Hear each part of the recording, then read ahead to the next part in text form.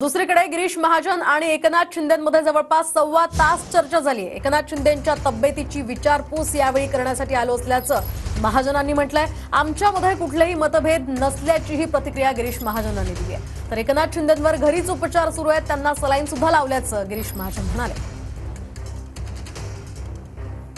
आपण पाहतो एकनाथ शिंदे हे घरीच उपचार घेणार असल्याची माहिती गिरीश महाजन यांनी दिली आहे। गिरीश महाजन यांनी एकनाथ शिंदेंची भेट घेतली। साधारणतः सव्वा तास त्यांच्यामध्ये चर्चा झाली आहे, त्यामुळे कोणत्या विषयावर चर्चा झाली आहे हे पाहणं आता महत्त्वाचं असणार आहे। आता दिल्लीच्या सूचनेनुसार महाराष्ट्रामध्ये डोंबाराचे खेळ चाललेत असं राऊतांनी म्हटलंय।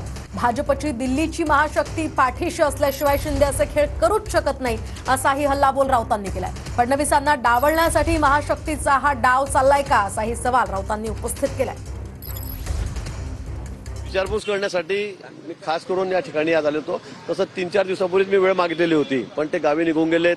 त्यानंतर माझा त्याचा संपर्क झाला नाही, पण आज मुद्दामहून मी तब्येतीची विचारपूस करण्यासाठी या ठिकाणी आलेलो होतो। युतीमध्ये सगळं अलबेल आहे, अतिशय व्यवस्थित आहे, आमच्यामध्ये कुठेही मतभेद नाहीत। ज्या सगळ्या काही कंड्या पिकवल्या जातात, अफवा येत आहेत की यांच्यामध्ये कुठेतरी मतांतर आहे, मनभेद आहे, मतभेद आहे, असं कुठेही नाही। हातात सत्ता असल्यावर ते सगळे मोचक होतात आणि मोदक होतात, पण कुठे फसलंय? कोणी काही फसलं नाही।